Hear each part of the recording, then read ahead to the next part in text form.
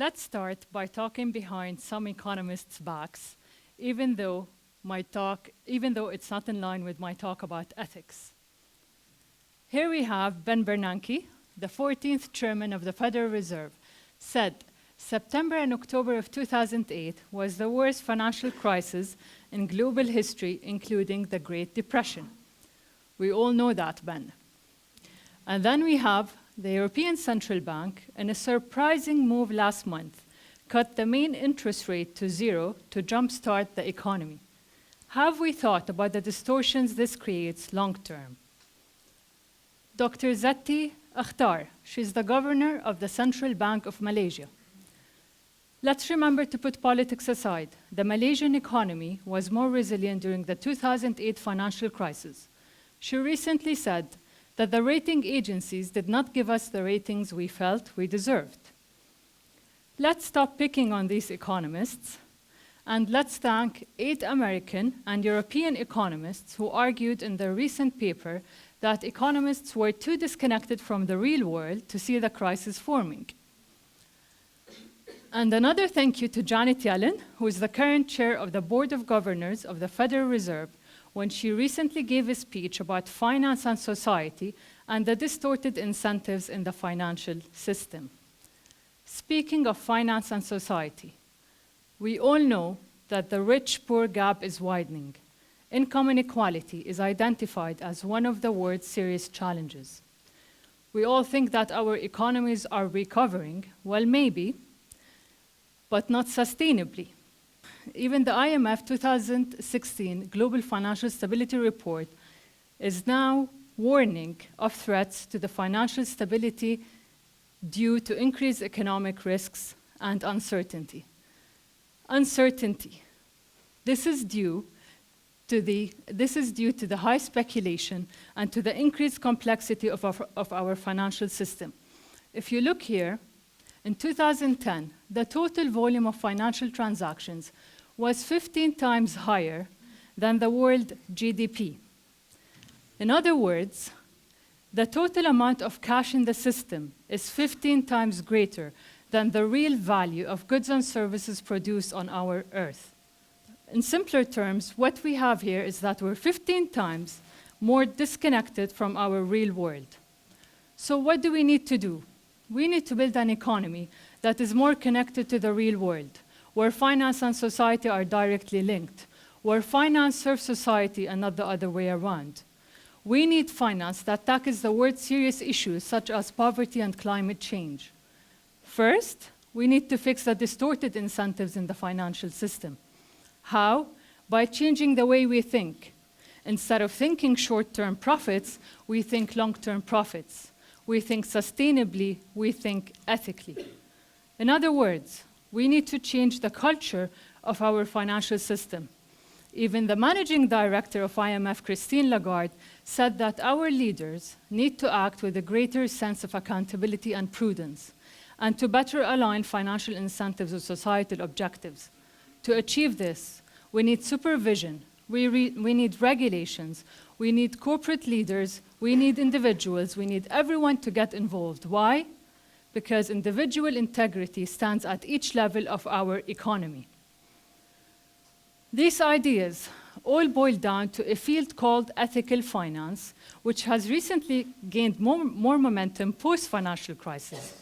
Many governments are becoming more aware of the need of creating a sustainable economy. There are many initiatives and there are many organizations that are trying to support this field to increase its positive impact on our societies. I'm going to mention a few here, since I don't have much time. The first is the United Nations Principle for Responsible Investment Initiative. It's a United Nations initiative, and its goal is to support its signatories to contribute to the development of a sustainable global financial system. The number of signatories has increased dramatically post-financial crisis to include 1,300 signatories, representing 45 trillion US dollars. In Switzerland, there are 65 signatories. What we hope for is that PRI speaks one voice for one purpose, and that is serving the society as a whole. Another European initiative is the European Union Sustainable Investment Forum, EuroSIF. EuroSIF focuses more on promoting a sustainable European financial market. Its network spans 400 European-based organizations. These organizations are becoming more aware that thinking long-term will lower short-term volatility, which in turn will lower stock prices and help stabilize our economy.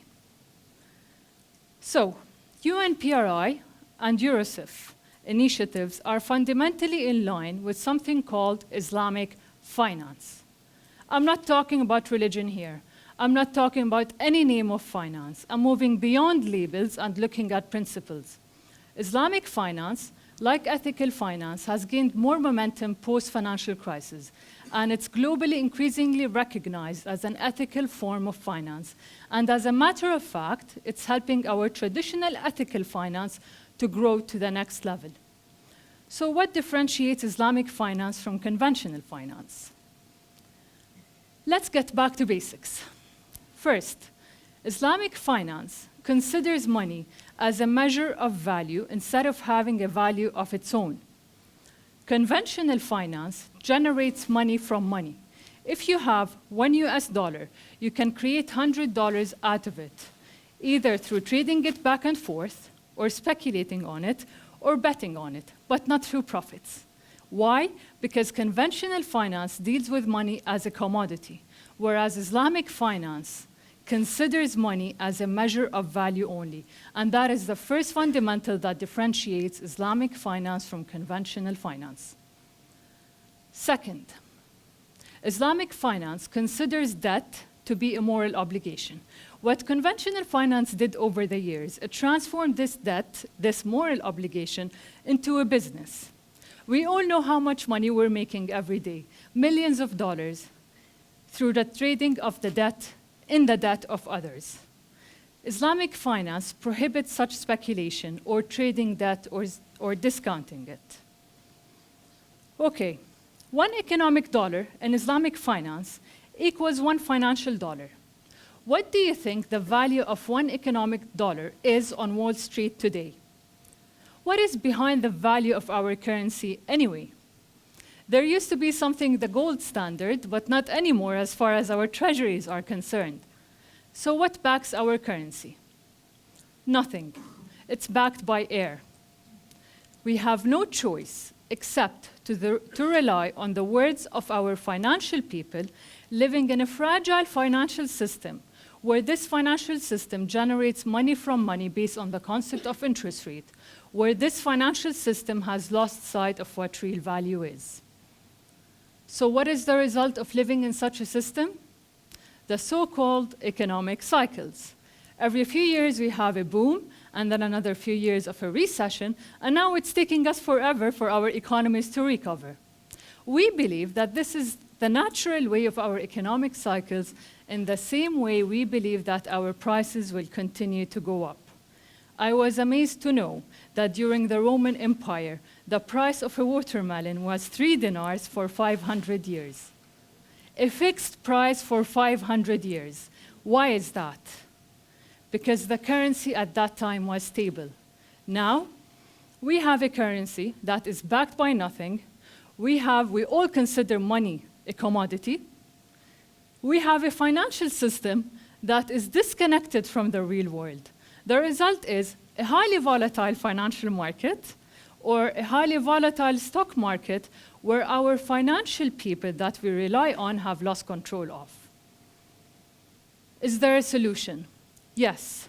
Since I don't have much time, I'm going to talk about banks, since they form a significant part of our economies. The way our banks work, they create money for themselves and for their shareholders. That's a business model, all based on the concept of interest rates. Islamic banks can't do that. They need to deploy money, and the only way to deploy it is through direct human relationships, business-ships, partnerships.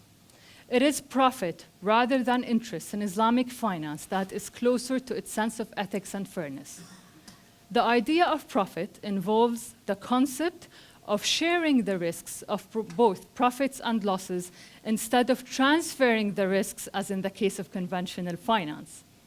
Although this is the foundation on which our ethical banks should ideally be based on, in practice, this kind of contract is poorly implemented.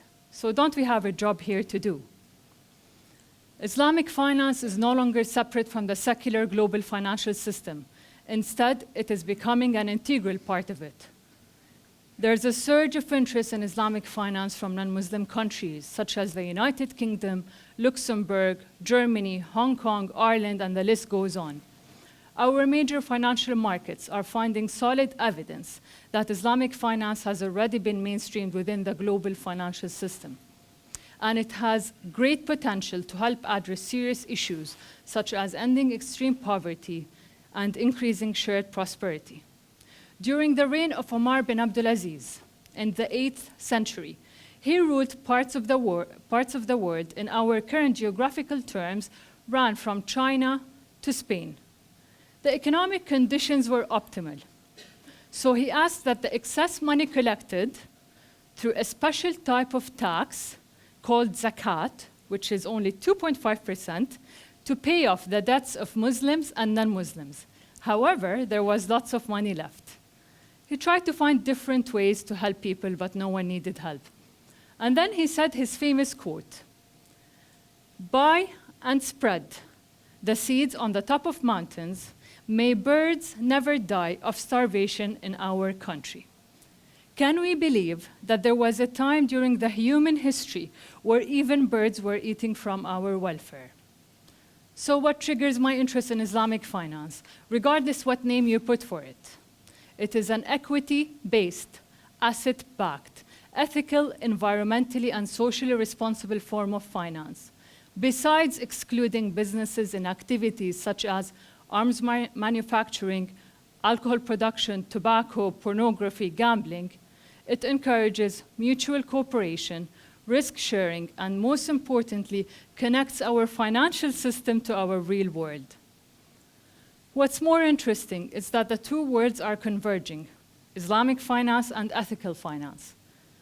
A recent example, in 2015, the Scottish government hosted the first global ethical financial forum where it invited people from around the world to discuss the opportunities and challenges of ethical finance, to establish one team that speaks one voice for one purpose, and that is serve the society as a whole.